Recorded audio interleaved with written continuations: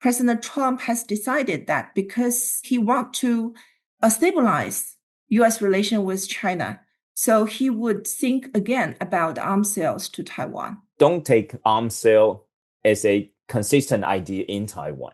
So it's not really about the US, but it's also about domestic politics and elections in Taiwan. So this morning's webinar is all about dissecting last week's summit between Trump and Xi in Beijing. In particular, what was said by both leaders regarding Taiwan. While Trump did not appear to adjust policy towards Taiwan during the summit, he offered what I would regard as very lengthy remarks afterwards that raised a few eyebrows in Washington and Taipei. Trump said he didn't want to see this, quote, place, meaning Taiwan, go independent. He also said he didn't think Xi would make a move on Taiwan under his presidency.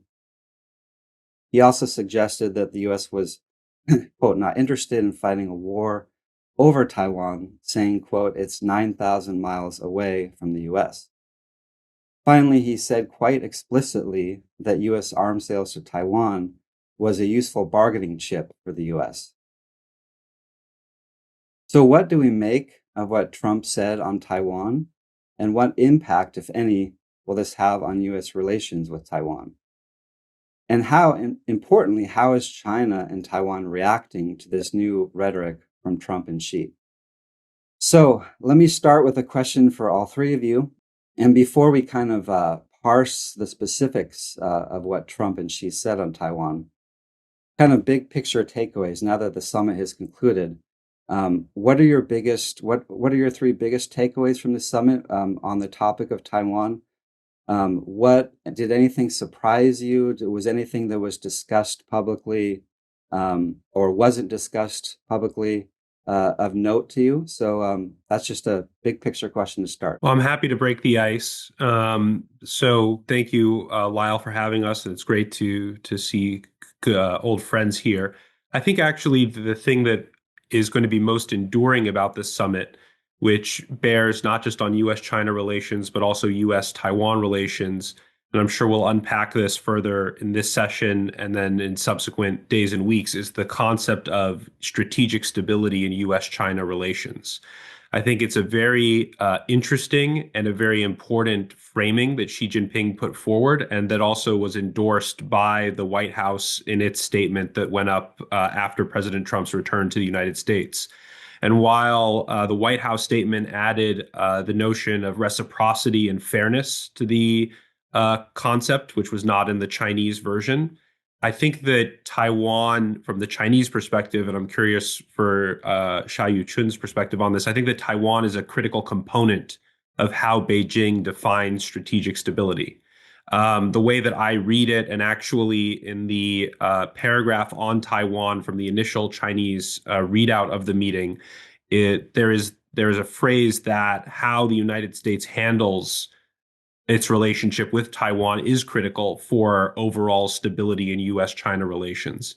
My fear is that Beijing is going to use the concept of strategic stability and the fact that the Trump administration endorsed it to try to exercise a veto on many of the things that the United States wants to and frankly needs to do with Taiwan. And we'll unpack arms sales later in this webinar.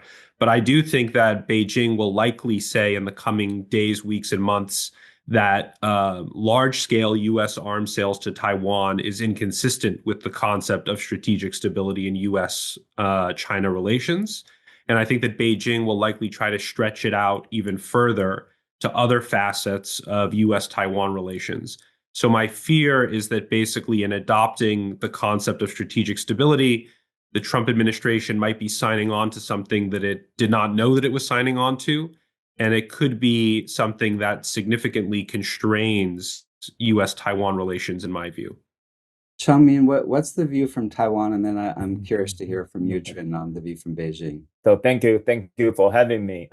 I would say my main takeaway is that Taiwan is important, but not necessarily central in this summit agenda. So Taiwan plays very much like an invisible participant, which means Taiwan is important. Everyone will discuss it.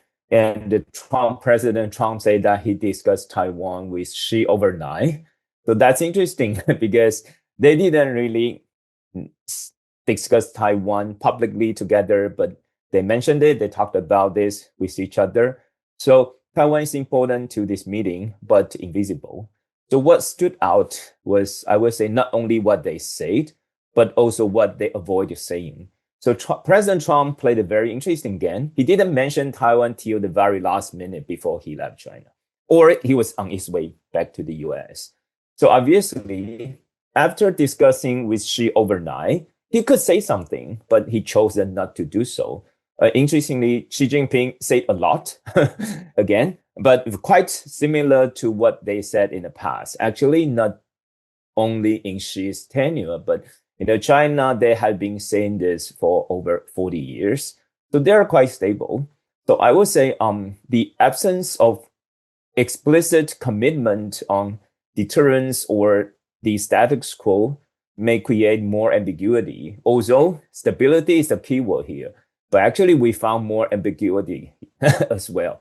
So I don't know if I can represent Taiwan, but I would say probably from Taiwan's perspective, ambiguity itself could become a quite clear strategic signal.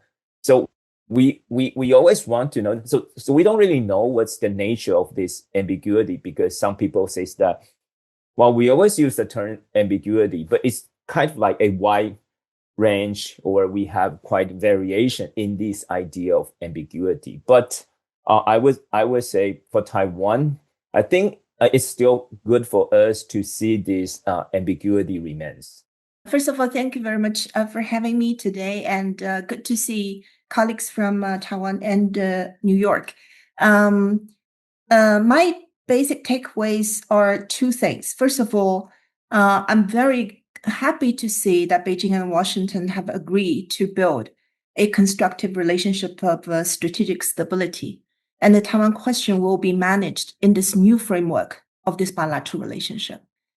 Since China and the United States have been stuck in an economic mutual assured disruption status, because the Chinese has the rare earth export control and the US has the advanced chip export control, both sides want stability of this bilateral relationship.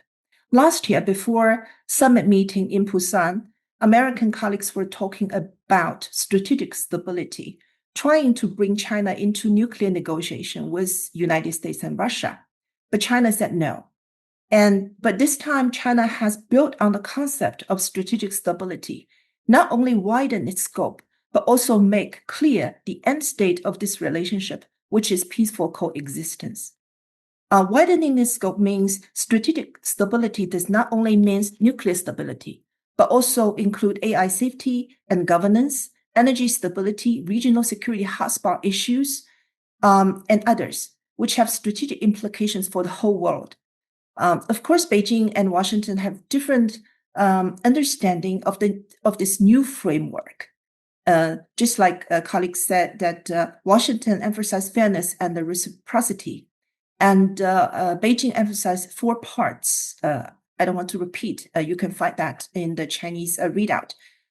So there are differences, but the important thing is, as long as the principle and the goal of this bilateral relationship, the framework has been reached, has been decided, and now the two sides can work on those optional issues.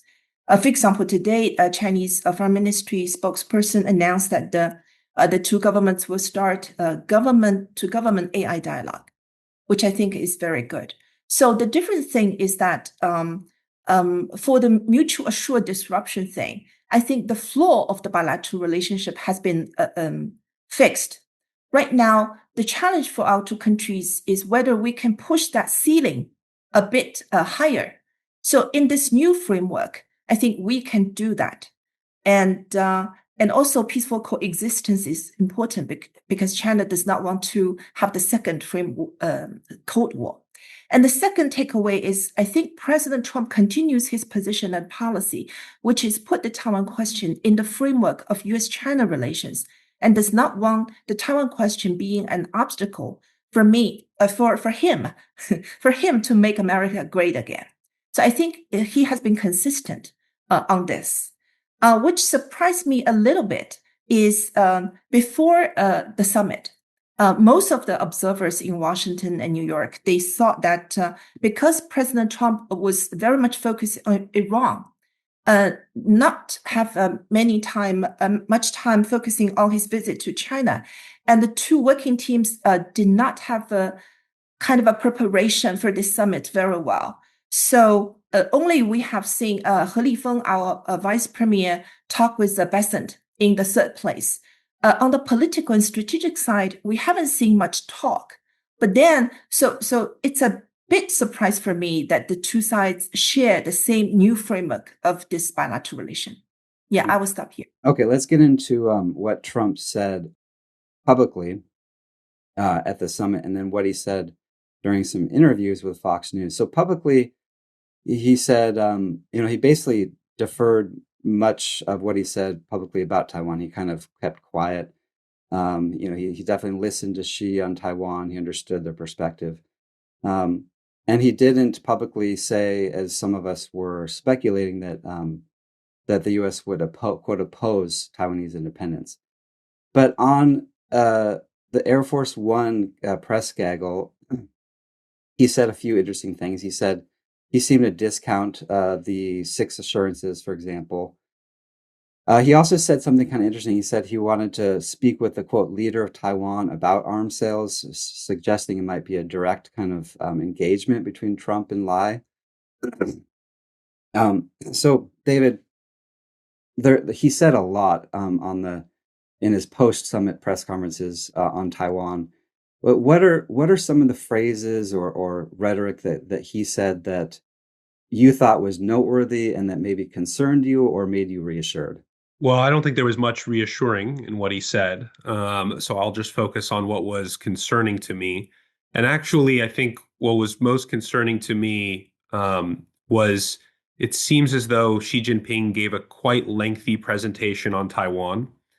I believe it focused a lot on how the Chinese side perceives the history. And Trump alluded to that on Air Force One when he talked about how Taiwan had been a part of China for thousands of years, and he made a mention of the Korean War.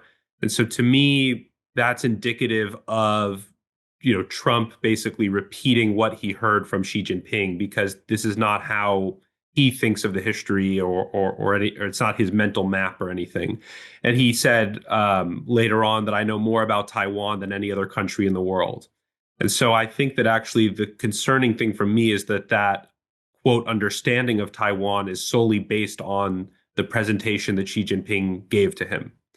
And I think that it is very difficult for me to see how that will now be counterbalanced with another view of cross-strait relations and U.S. policy towards Taiwan.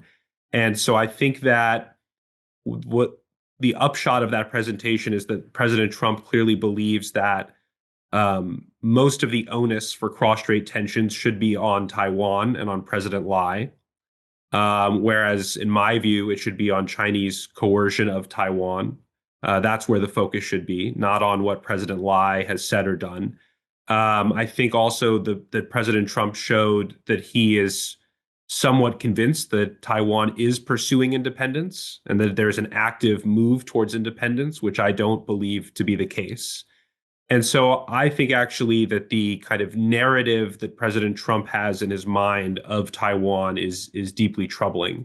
And that was not revealed while he was in Beijing. But of course, as you said, Lyle, it's very clear in the Fox News interview as well as the press gaggle on Air Force One.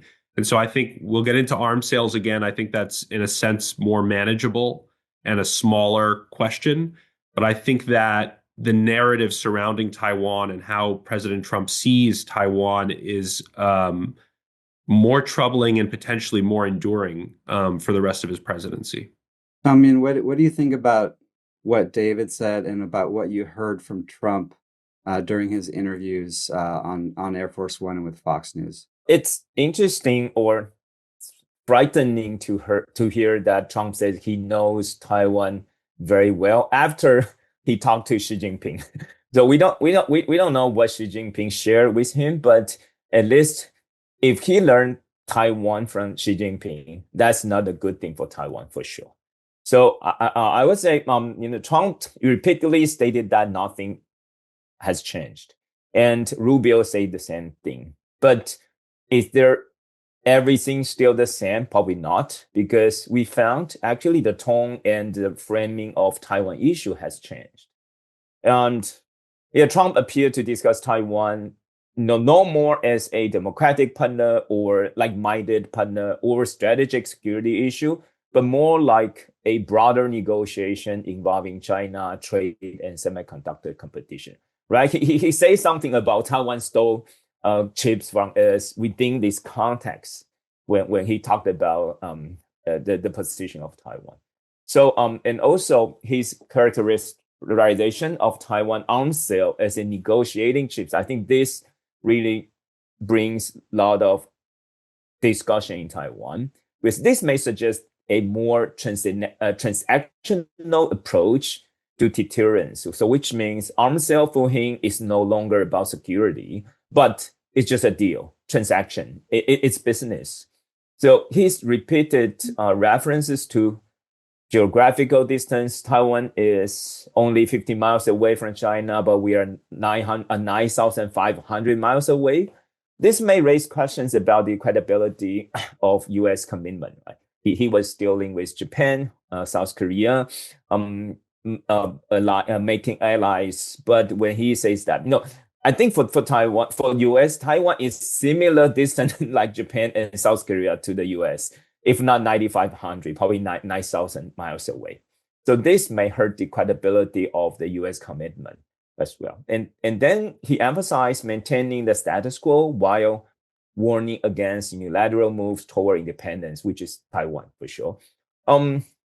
Yeah, but the status quo is actually quite dynamic. So even in Taiwan, we discuss what status quo is, because we always use the term status quo, but the status quo today, well, it's quite different from what we talked about like 10 or 20 years ago.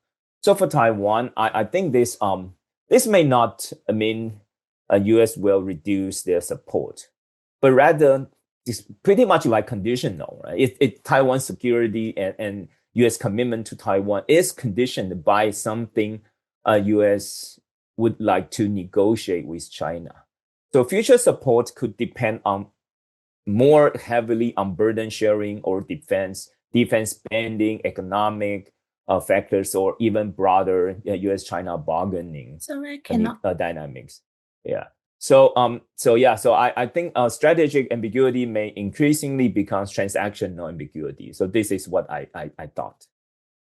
Yuqun, I'm not sure if you're able to hear that part, but just taking it back to Trump's comments, both at the summit and then his interviews with Fox News. Did you get a chance to read those? And what was your take on, like, he elaborated quite a bit on his views of Taiwan. Like, what was your takeaways from some of what he said? First of all, I think President Trump understands very clearly that the Taiwan question is the most important issue in U.S.-China relations. And the Chinese president pays a lot of attention, emphasized very much on this issue in China-U.S. relations. So President Trump also understands that the priority right now for him is not so-called democracy. It's about chips, supply chain, about the U.S. economy.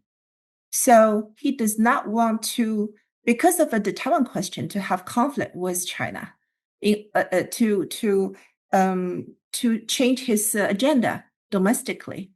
And also, I think basically he says four things. First of all, he does not want anyone to pursue Taiwan independence. Secondly, he does not want to fly far away to fight. Thirdly, he does not want to be the backer of Taiwan independence. And fourth, he does not readily commit to arms sales to Taiwan.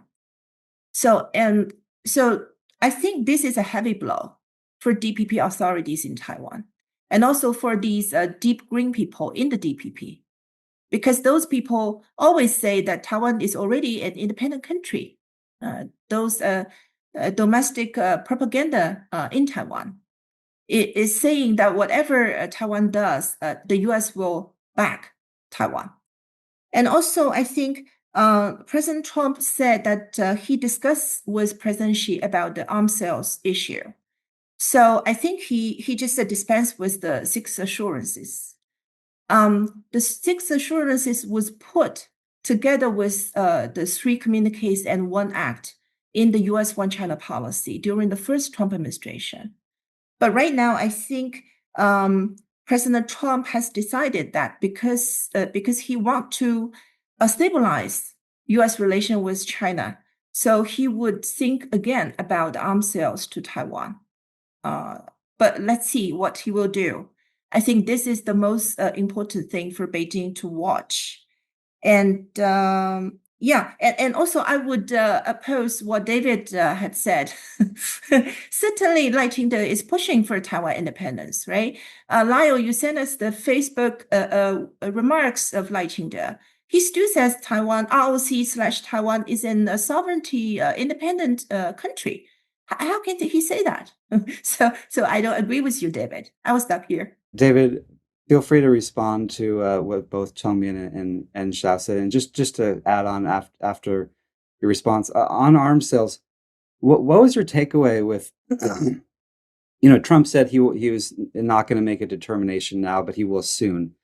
But he pivoted to, first of all, he said it's a useful bargaining chip. I don't know if a U.S. president has ever said that in an interview. So, and then he pivoted also to chips. Like he seemed to roll up Taiwan sovereignty, democracy, arms sales into, it's all about chips, and that the importance of chips, going back to the U.S. being manufactured in the U.S. So responding to both Shao and Chung-min, and then also just like what he said publicly on the arms sales, and then in the interviews subsequently. Well, I think that what he said on arms sales was very troubling, as I alluded to earlier, because he is, just by saying that is negotiable, that undermines U.S. credibility. It undermines faith in the United States in Taiwan.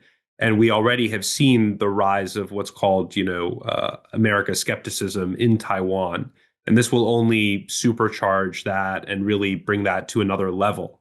And I think that will have negative consequences for the debate in Taiwan on increasing defense spending, other reforms that need to happen to make Taiwan a more resilient society with a more credible deterrent. And so I think that those are the knock-on effects of President Trump's comments. I think what's also, ill-advised from the comments on arms sales is that there's nothing that really he will get by putting this on the table and making it negotiable. Beijing believes that the United States already committed in 1982 to reduce arms sales to Taiwan. And so if Trump puts that back on the table again, I don't think that Beijing is going to bite and say, okay, well, this is what we're going to give you in exchange for that commitment. I think, as Shao Yuqun said before, I should say again, the view in Beijing is that the United States should not be selling arms to Taiwan at all. So this is not something to negotiate. So I don't believe that he's going to be able to use this as leverage in any meaningful sense. I think that, and I also think that this will have negative impacts on the U.S. alliances in the region. I think that if you're looking at this from Tokyo or from Manila, the notion that one U.S. partner's security is negotiable means that other allies' security is also negotiable. And I think that is a very damaging precedent to set.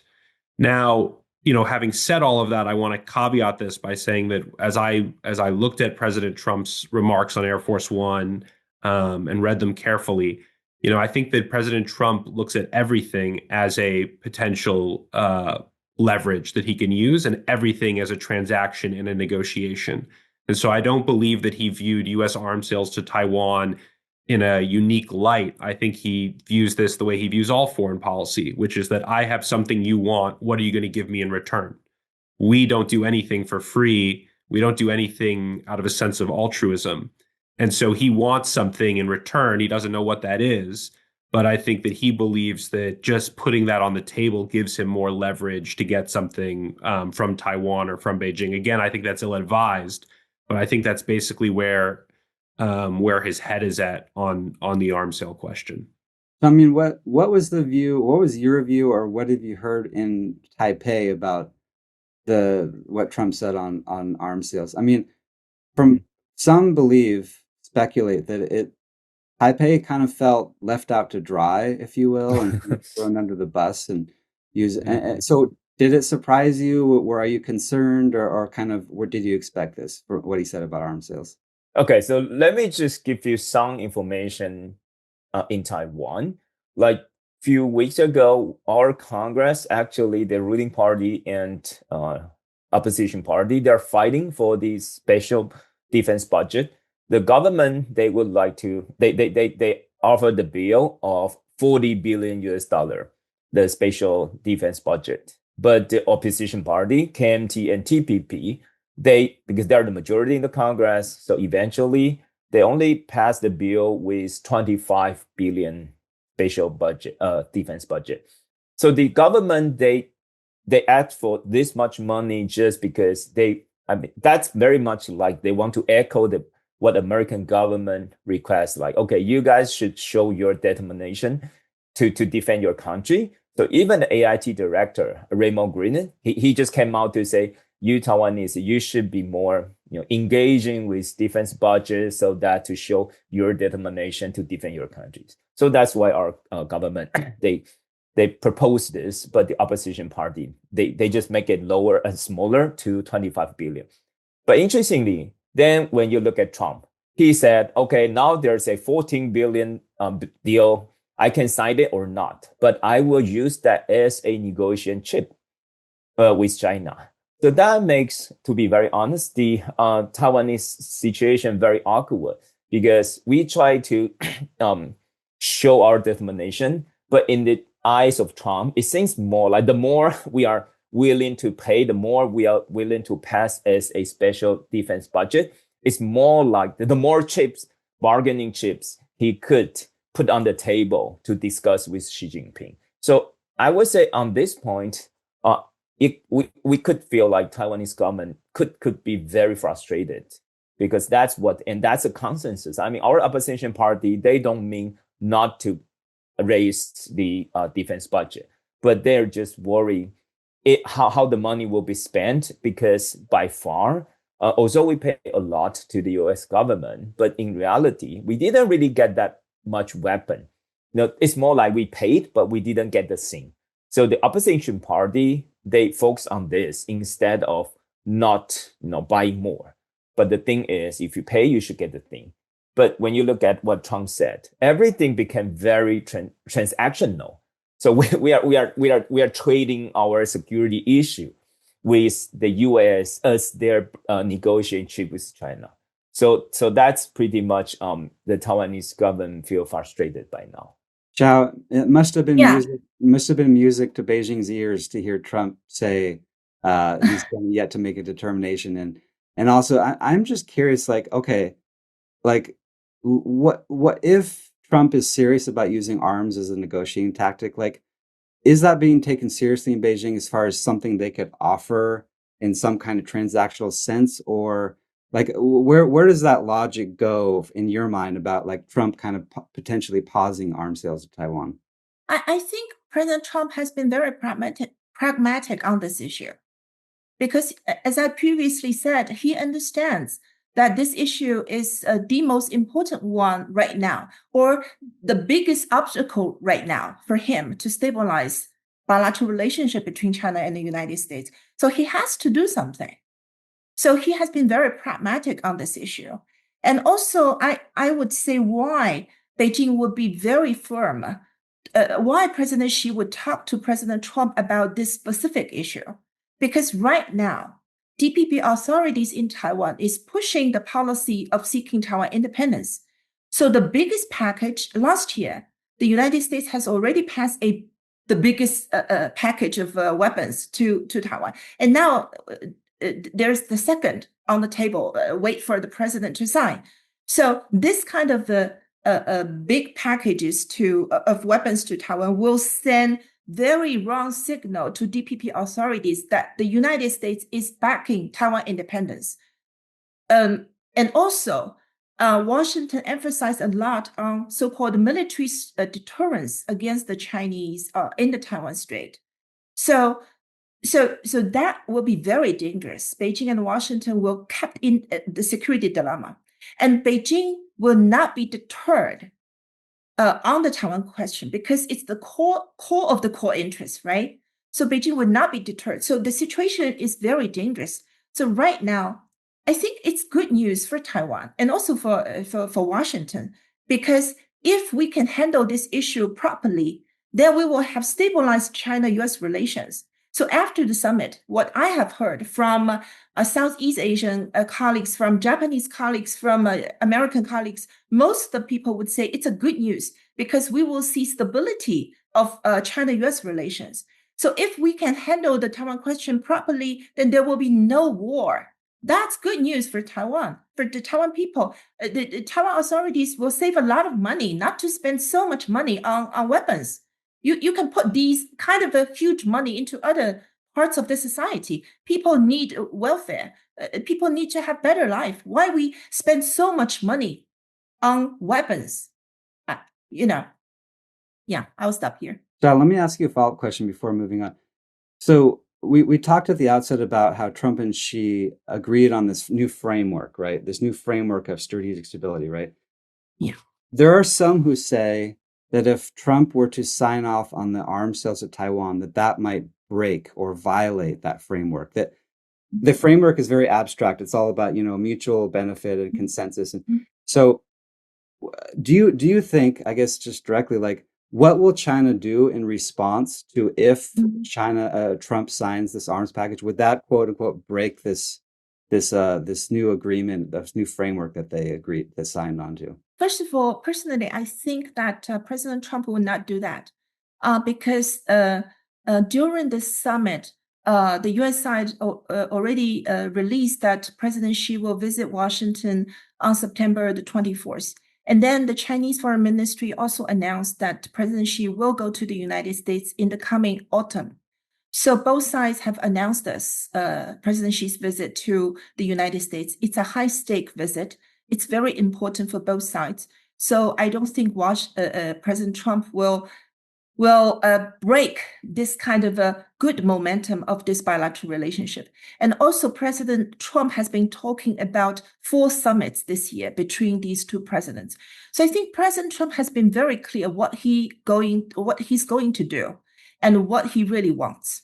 Well, I think very quickly before we move on, Lyle, if I could just take a second. I mean, that's exactly my fear, is that I think that basically the message coming out of Beijing is going to be that a large arms sale to Taiwan would jeopardize Xi Jinping's reciprocal visit to Washington.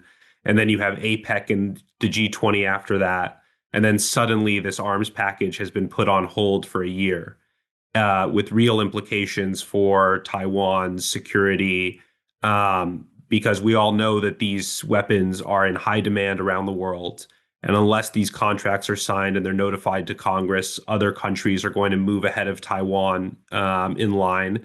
I think, as Dr. Tsai said as well, the domestic politics in Taiwan get very messy. It's going to make it much more difficult for the LY to pass another special budget in the future. They're going to say, look, we allocated all the money and nobody spent it. So why should we go allocate this money again if the United States is not going to notify it to Congress? The final point I would just make here is that I think that it goes to show the perennial thing that we debate and we should know better, which is that bundling these arms sales is not a good policy. Letting it build up to the point where we have a tranche of almost $14 billion that we're waiting on makes it so that, from Beijing's perspective, it is something that it has to head off, because now it is a political show of support for Taiwan that Beijing wants to avoid. Whereas if you treat Taiwan like, quote, any other partner, and you announce them on a rolling basis as the contracts are ready to get signed, and it doesn't really ever accumulate to that extent, then I think that the the perceived need in Beijing to respond is much lower. And the first Trump administration should get credit for, unbundling these arms sales. It's unfortunate that it seems like we've gone back to this bundled approach, and I think we can see in real time the negative implications of that.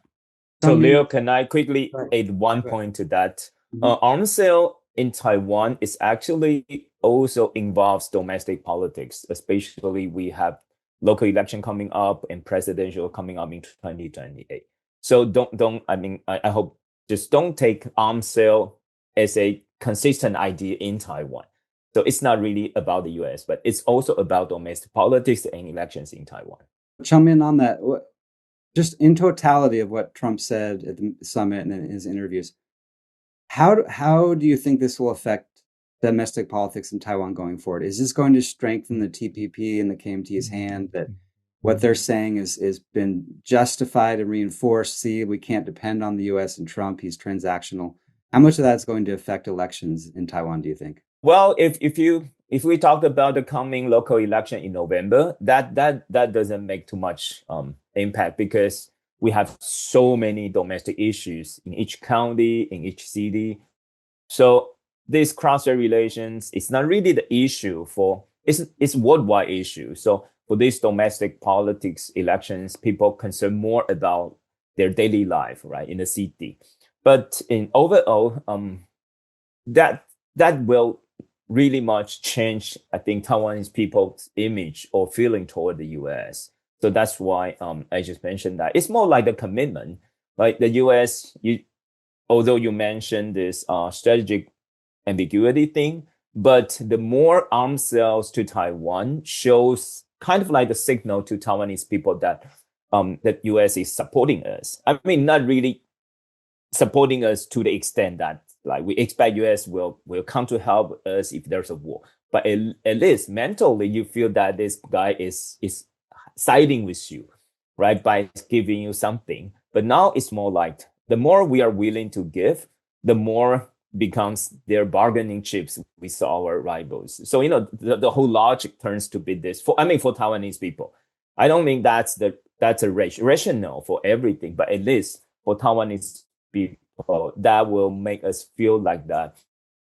Okay, the geopolitical mindset might be growing with what Trump said, right? In his interviews by Fox, you saw this negotiating, these keywords, negotiating chips, and also Taiwan stole our chips. And he made more about like, how Taiwanese stole chips from the US. If he was a president, the things won't be that bad, everything. So it's more like he was not that supportive to Taiwanese people.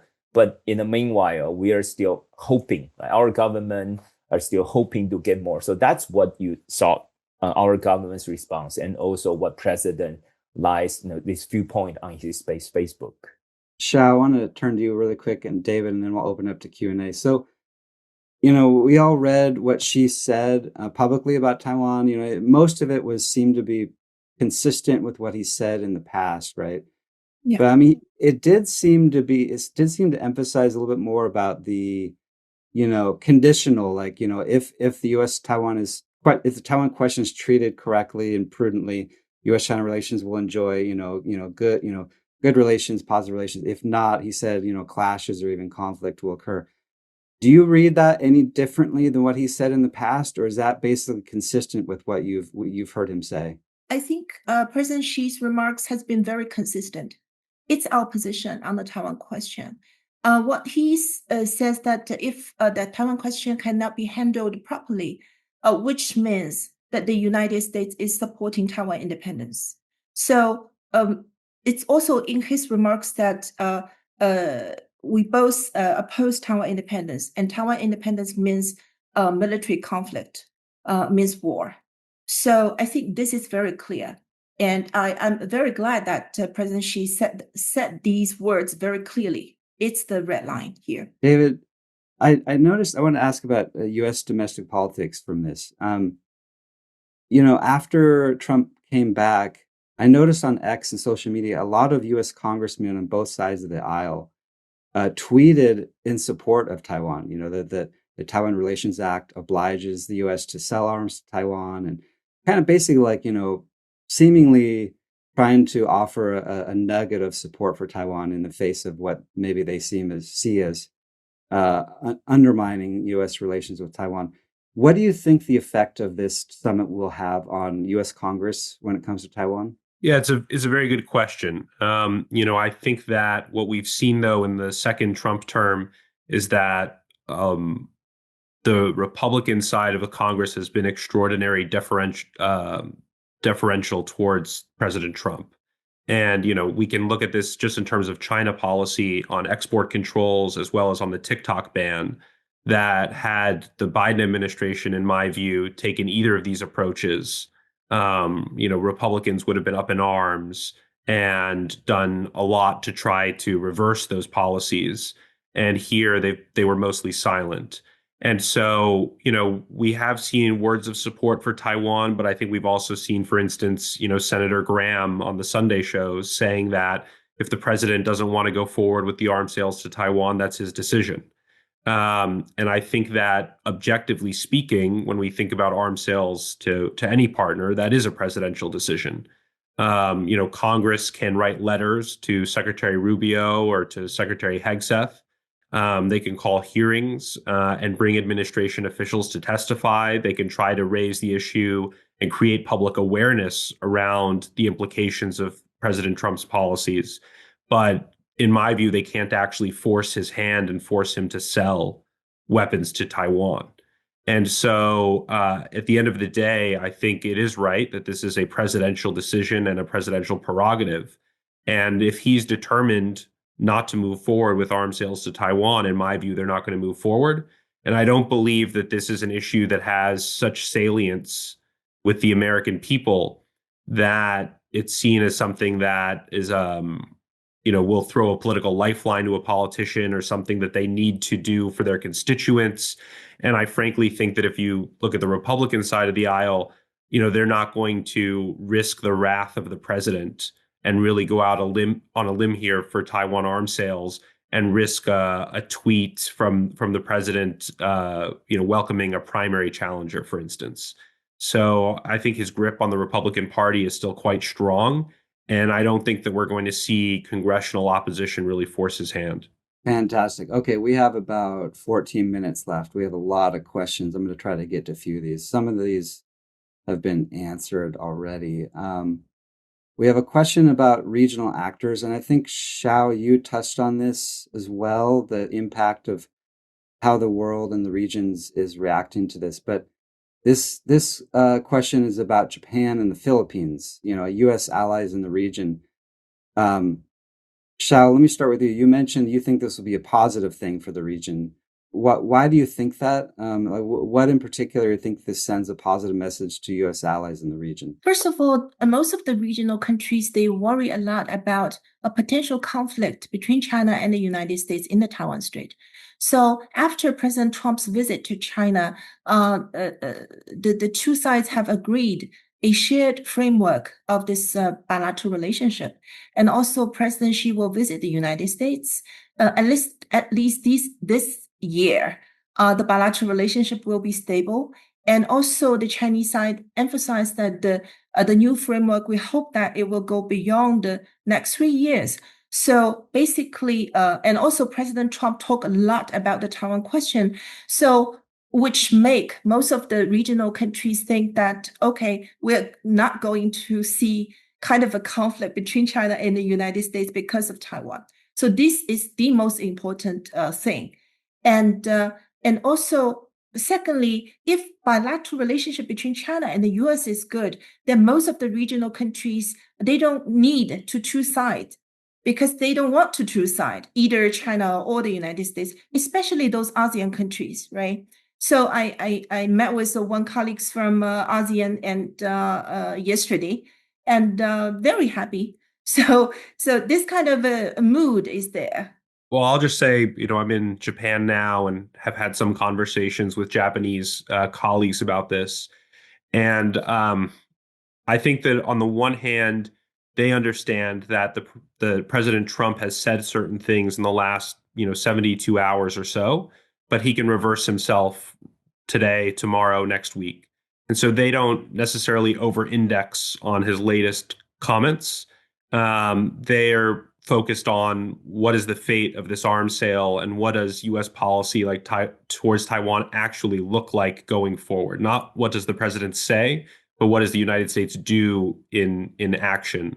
But I do believe that if the arms sale does not go forward, if we see a pullback in U.S. support for Taiwan, that would be deeply worrying in Tokyo.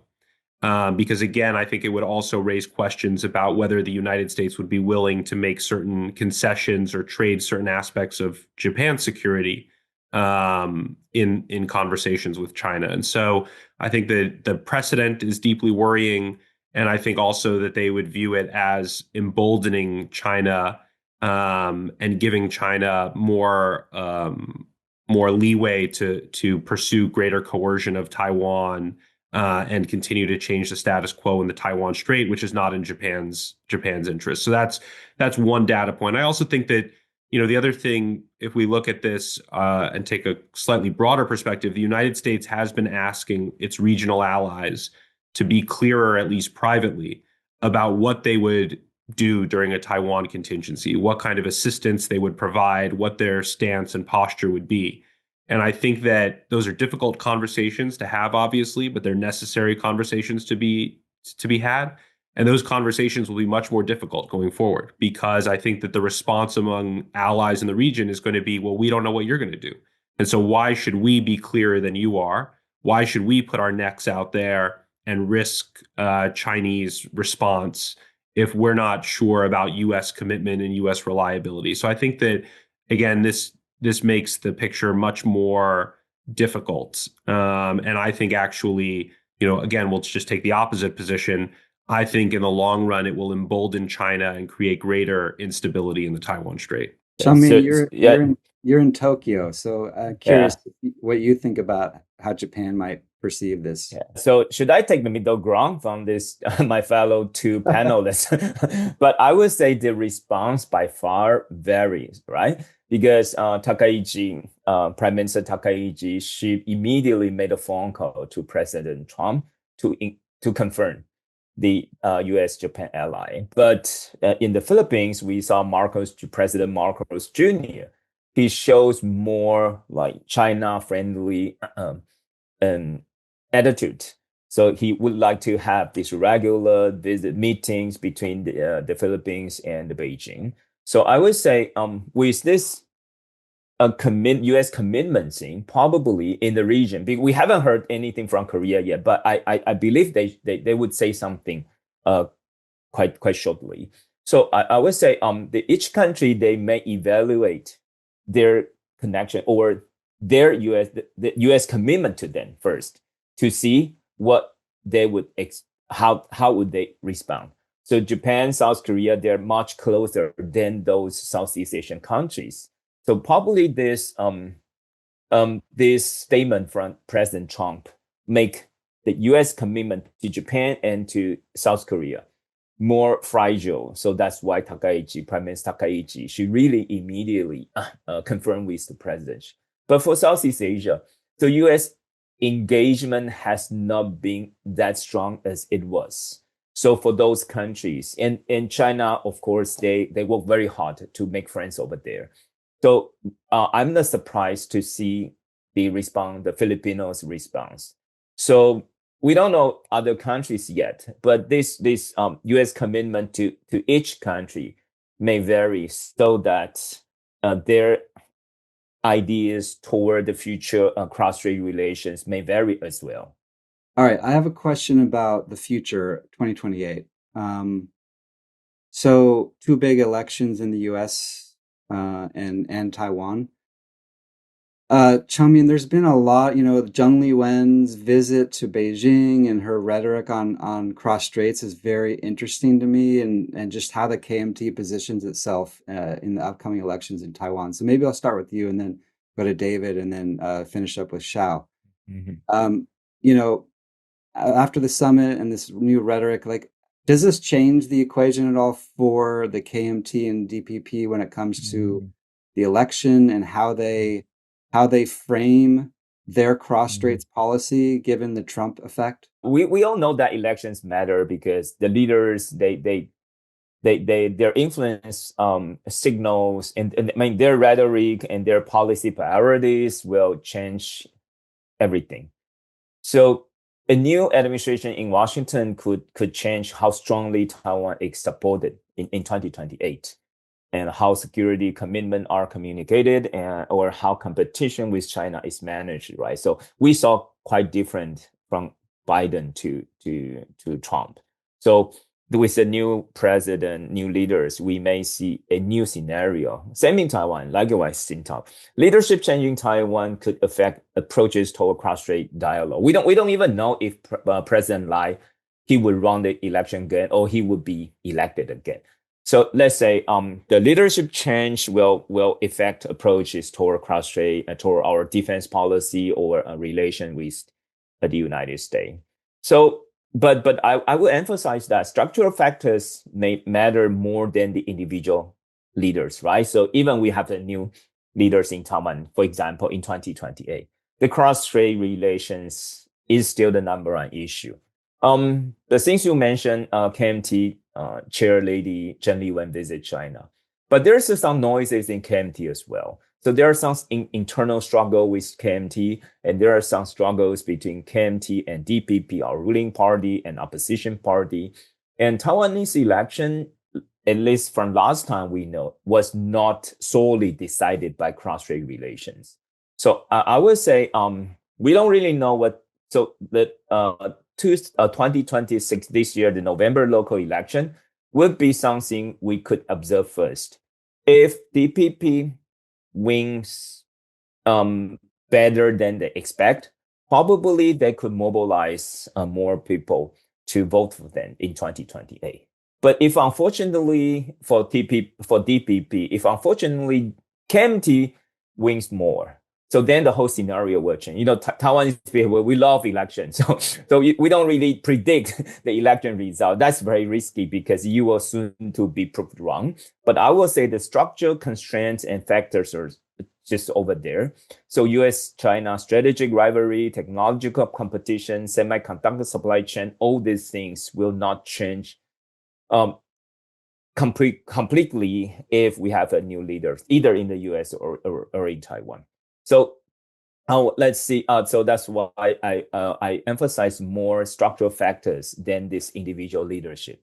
David, do you agree on structural factors in U.S.-Taiwan relations, depending on who the U.S. president is? Well, I think that President Lai is already facing an uphill battle again because of structural factors. In that the DPP has won the last three presidential elections. And so Taiwanese voters will be faced with the prospect of voting in the DPP for 16 consecutive years in the presidency. And I think that we even saw in the 2024 election that there was some fatigue with the DPP, and some voters swung to the TPP or even the KMT just because they wanted a change. It wasn't necessarily that they liked the KMT or TPP or really identified with their policies, but just that we've had the DPP for so long, why not try something else? So I think that a lot of Taiwanese voters will already be leaning in that direction, regardless of President Lai's policies and where U.S. Taiwan and cross-strait relations are. But again, I think that if we continue down this path that we're on right now, I think that this trajectory will reinforce that sense that maybe a change is the right move.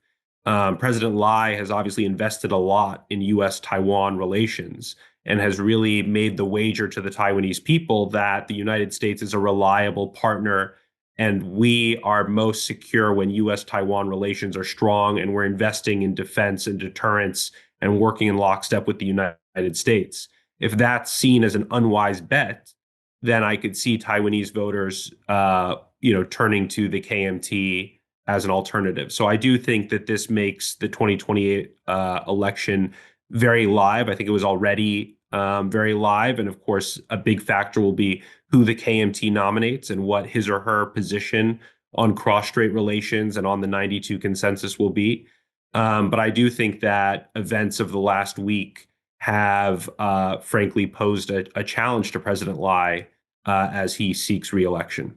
just for your reference, today our Congress was running one impeachment vote for President Lai, but it didn't go through. It's 56 versus 50, but they need 2/3, so which means 76. So the impeachment failed, but that does mean something. Like President Lai, he is now in a quite difficult situation, not really about cross-strait relations or ARMSA, but more domestic issues. Shao, when you looked at 2028 and you look at the elections in the U.S. and Taiwan, it seems to be a pretty big inflection point for Beijing, especially in Taiwan, depending on who is elected. In particular, I think we all know if the KMT is elected, that's definitely good for cross-straits, right? It's warmer, more cross-strait interaction. But if the DPP leader wins in 2028, just looking ahead, what do you think? Will it be the same Beijing policy as before, or kind of depends on the rhetoric? What's your sense of that? Of course, if a DPP candidate wins the election in 2028, let's see what his or her policy will be, right? This is the first thing. The second is currently, I would say the Chinese mainland focus more about our own capability and our own policy. We are much more confident than before because overall capability of Chinese mainland has been rising rapidly.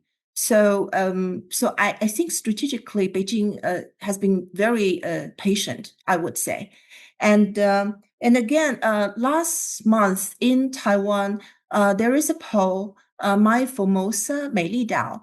That poll has shown to us that more than 22.4% of Taiwan people, they think if there's going to be a war, then we don't want to have a war. We try to avoid war. Then we would support peaceful unification and one country, two systems.